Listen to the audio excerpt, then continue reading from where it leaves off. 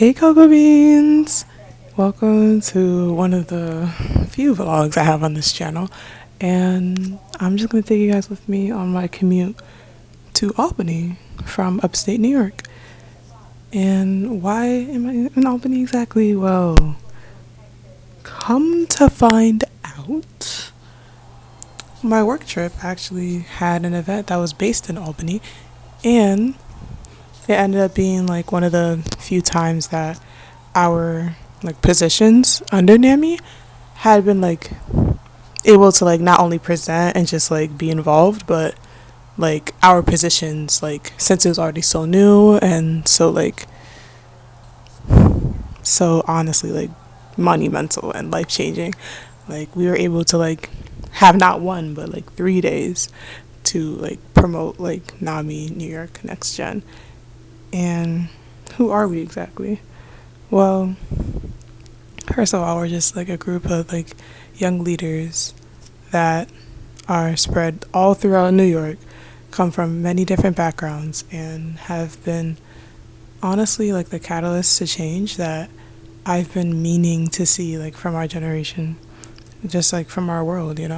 And specifically, like my efforts towards NAMI was shown through like content creation. It was shown through like drafting articles and drafting scripts and endless nights of just like connecting with other people and making sure I had the right things to say, making sure I had the right like engagement strategies like for my podcast episode. And it was just a moment for myself to really learn like how far advocacy can take me, like what activism really means in relation to mental health awareness.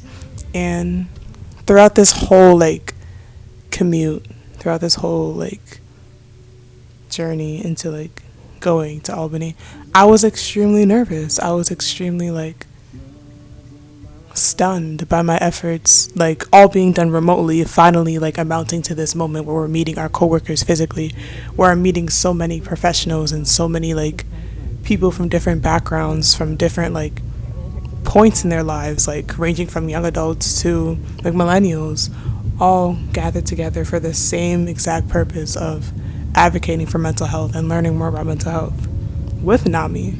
Like, I'm a speaker, I'm wearing a badge that tells you exactly who I am, and just a bunch of different accolades on top of being a speaker for NAMI, the National Alliance of Mental Illness chapter in New York.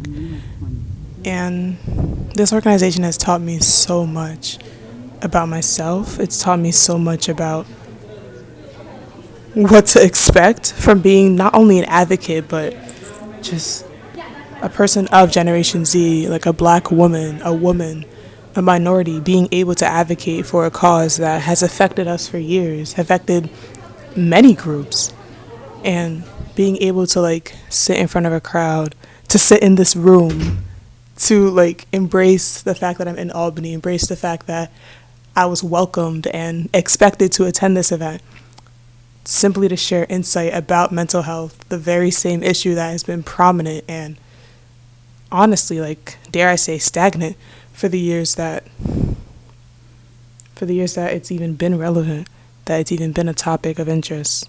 Not only to you, but like to legislatures, to people in power who have every right and every mean to change the narrative of mental health. But it takes us.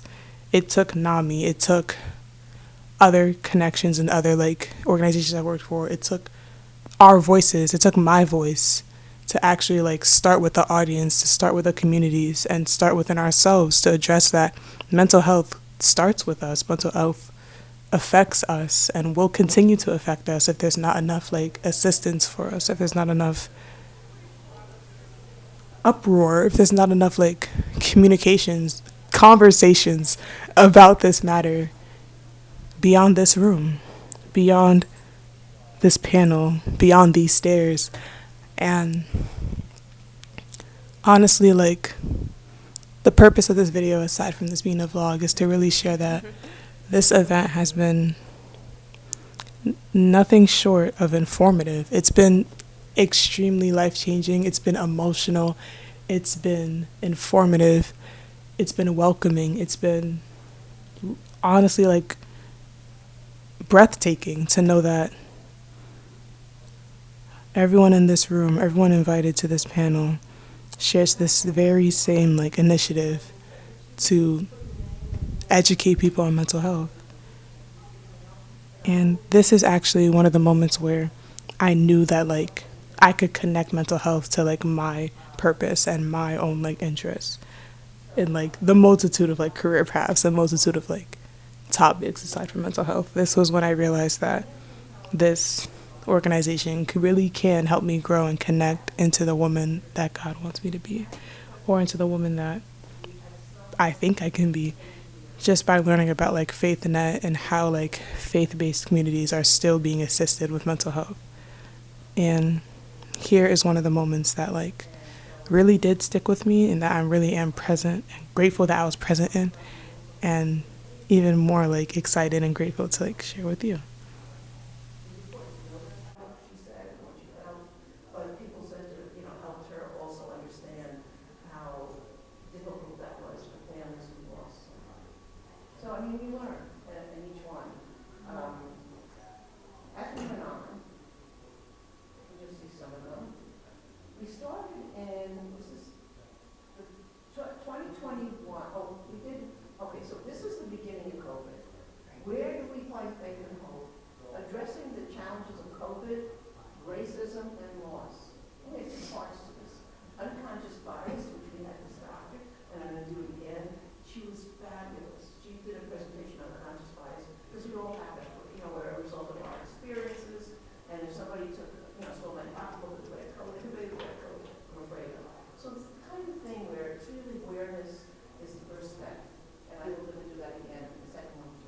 This is when we went to usually two sessions that were open to the public, and open to anybody regardless of whether they were clergy or lay. And then in May each year we've been doing the clergy retreat, which creates safe space for clergy. It's still an educational retreat, but there are no lay people there.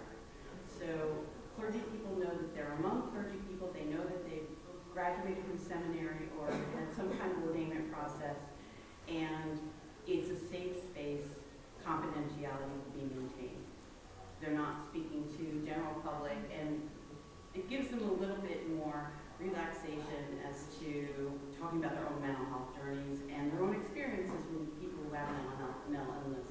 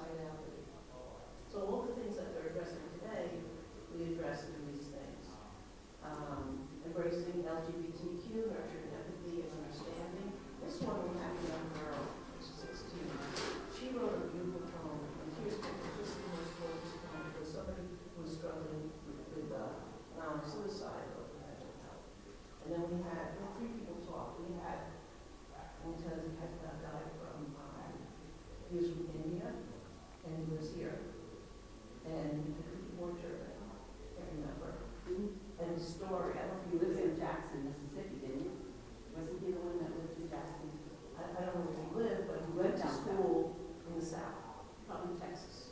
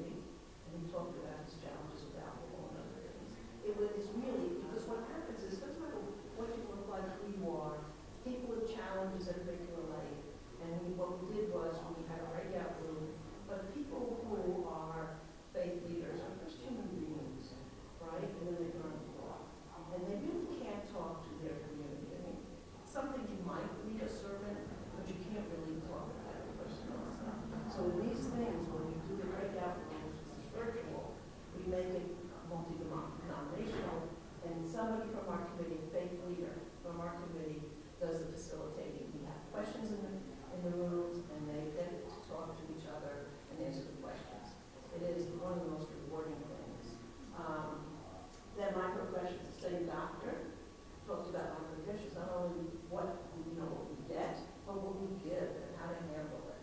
I mean, consciousness raising is such an important part of all of us to change this world. We have how to be a healer in a wounded world. We had someone who's a leader in the spiritual world. That was what he did a great job also. Anyways, then we're going back to this January 28th, doing another panel, and I'm going to show you some faith and mental health. Health, harm, health or harm.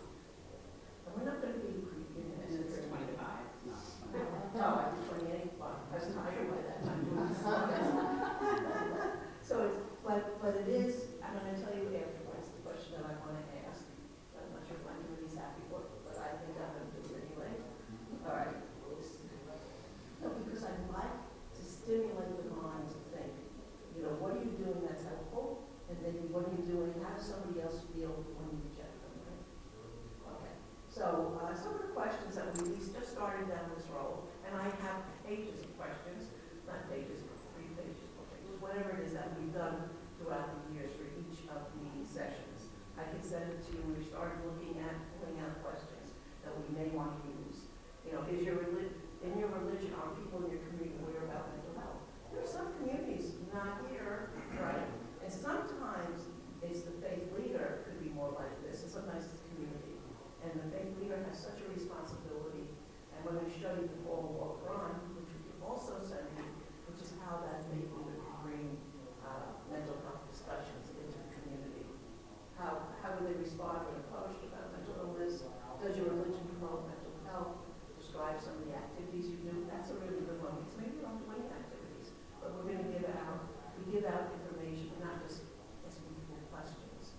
We send them information to help them do this once they finish. What in your training prepared you to deal with people with mental health disorders? And that's really something that we're looking forward to, not only again with faith leaders, but with also, law enforcement. And we're trying to get more knowledge about mental health disorders. How is faith in God a benefit for one's mental health? It is, but we're not telling them that. Your spirituality, your faith, to get you through the day. So that's all I kind of want to say. Ellen said, John, come up here and do whatever you want to say, whatever you want to say. And I just wanted to kind of say that and say that it's important, it's vital for individuals, and it's vital for communities. I do sharing hope. I talk to churches, especially in the Black community, right? They talk about praying away and stuff like that. Said, God gives you things that can help you get through the day. So I just came up here really just to support Alan and Christine and say faith is important and it gets me through the challenges of my life. Amen. Yeah. He went into schools for the foreclosures, and the kids, students all connected. And you're supposed to be a young person. There's just so much more to elaborate on with the National Alliance of Mental Illness. There's so much more to gain and so much more to learn from this organization that doesn't stop at New York, but it was really one of the states to help make mental health the topic that it is now outside of this video, and in the many news articles, many grants, many legislation, and just so much progress to be shown and to be seen from mental health aside from this organization. And I'm now learning that it can and should be tied into the very same faith-based communities and faith-based leaders that are here with us, fighting for us and working behind the scenes, working in these opportunities that I am now presented with. In the midst of all this, I had to say a prayer. I just pray that even as I hit record, even as I fidget with everything but that door handle, that I'm still able to learn as much as I did before I even touched that door handle. It's just my prayer that I feel pretty for the rest of the month, I feel pretty for the rest of the year, and that I feel accomplished. before and after this presentation. I had to like really let this sink in and embrace the emotions that I felt and embrace the space that I now occupy for the very same purpose that we all share. And I can't wait to like share more of this event in our next video. Thank you guys so much for watching. I hope you enjoyed the footage I got and got to learn a lot more about mental health as I did. Bye.